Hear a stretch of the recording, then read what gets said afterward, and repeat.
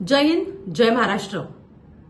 तब्बल 2 महिन्यांच्या विश्रांतीनंतर महिला आयोगाच्या माजी अध्यक्ष रुपाली चाकणकर या माध्यमांसमोर आल्या आणि त्यांनी सांगितलं की ज्यांनी ज्यांनी माझ्या चारित्र्यावरती आरोप केलेले आहेत, खोटे आरोप केलेले आहेत, त्यांना मी नोटिसा बजावलेल्या आहेत आणि त्यांची थेट भेट आता कोर्टातच होणार आहे। रुपालीताई चाकणकर हे सगळं मान्य आहे, मात्र जनतेच्या मनातला प्रश्न सरळ आणि थेट आहे की या सगळ्यासाठी तुम्हाला 2 महिने का लागले। मुळातच या 2 महिन्यानंतरच याच्यावरती तुम्हाला का बोलावं असं वाटलं।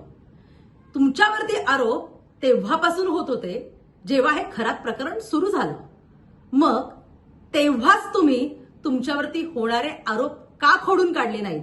तुम्ही खऱ्या होत्या, तुम्ही सच्च्या होत्या, तर तेव्हाच माध्यमांसमोर येऊन या सगळ्याचा खुलासा करायला हवा होता, म्हणजे हे दिसणारं चित्र निदान थोडंसं धुसर झालं असतं।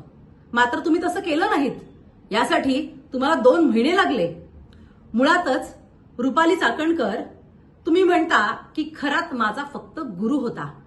अरे, हा असला नीच गुरु कसा काय असू शकतो आणि अशा गुरुनी नेमकं कुठलं तत्वज्ञान तुम्हाला पाजलं हे सुद्धा महाराष्ट्राच्या जनतेला कळलं पाहिजे। कारण एकीकडे तुम्ही सांगता की संविधानावरती विश्वास ठेवा, महिलांनी संविधानावरती विश्वास ठेवला पाहिजे, कर्मकांडांमध्ये अडकलं नाही पाहिजे, मात्र तुम्ही स्वतः कर्मकांडात पूर्ण बरबटलेले आहात। असं असताना तुम्ही म्हणताय की माझा या कशाशी संबंधच नाही। रुपाली चाकणकर, तुम्ही ठार चुकलेले आहात आणि तुम्ही तुमची चूक मान्य करा। मुळातच महाराष्ट्रातल्या तमाम माता भगिनींच्या बाबत तुम्ही कोणताही न्याय करू शकला नाहीत, केवळ त्यांच्यावर अन्यायच केला। याबाबत सुद्धा सोशल मीडियावरती येऊन तुम्ही खुलासा करा, तुम्ही महिलांची माफी मागा।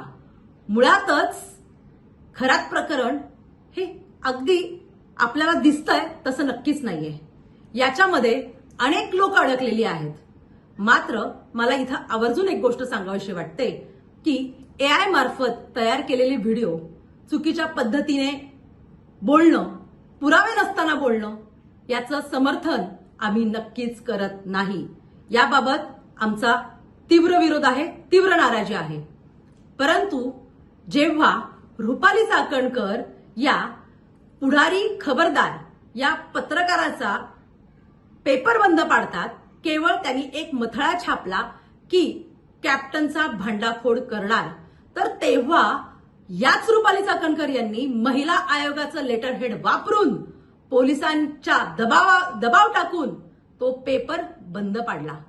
म्हणजे रुपाली चाकणकर, तुम्ही चुकल्याच आहात आणि तुम्ही ही चूक मान्य करा।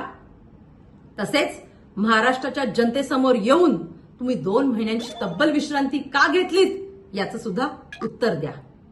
जय हिंद, जय महाराष्ट्र।